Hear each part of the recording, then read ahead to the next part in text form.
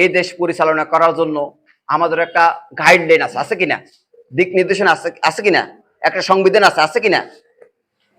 এই সংবিধানকে নিয়ে অনেক কথা হয়েছে।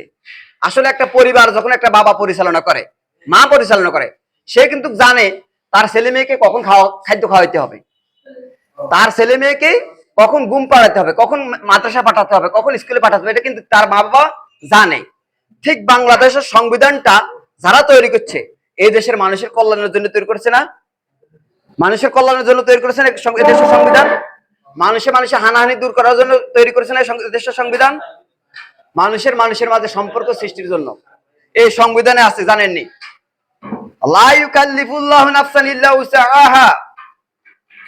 হে আল্লাহ, আপনি আমাদের জন্য কষ্ট হয়, আমাদের কষ্ট হয় এমন কোন কাজ, এমন কোন কিছু আমাদের উপর নাজিল করে দিয়েন না, এমন কিছু আমাদেরকে ছাপাই দিয়েন না।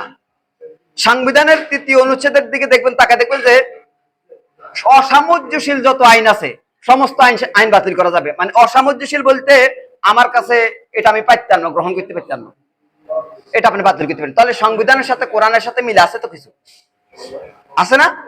একদিক দিয়ে আমি আপনাকে একটা, আমাদের দেশের মানুষ কত কত প্রবলেমে আছে দেখেন, মেন্টালি প্রবলেম। আমরা 2024 সালের 5ই আগস্টের কথা একটু স্মরণ করে দেখি। সেনাপ্রধান যখন বলছে যে আমরা কতটুকু ভালো মানুষ, আমাদের দেশের কথা বলতেছি, আমি এটা আমাকে বাদ দিতেছি না, বলতেছে যে সমস্ত অন্যায় অপরাধ হত্যার বিচার করা হবে, বলছে না কথাটা? আচ্ছা, এখন ওনাকে সুযোগ না দিয়ে বলতেছে কি সংবিধান পরিবর্তন করো, সংবিধান পরিবর্তন। আচ্ছা, এখন যদি বিচার করতে হয় সংবিধান অনুযায়ী বিচার করা লাগবে কিনা? লাগবে না? আপনাকে আমি ধরতে হলে আইনের মাধ্যমে ধরতে আমার সংবিধান আইন লাগবে না?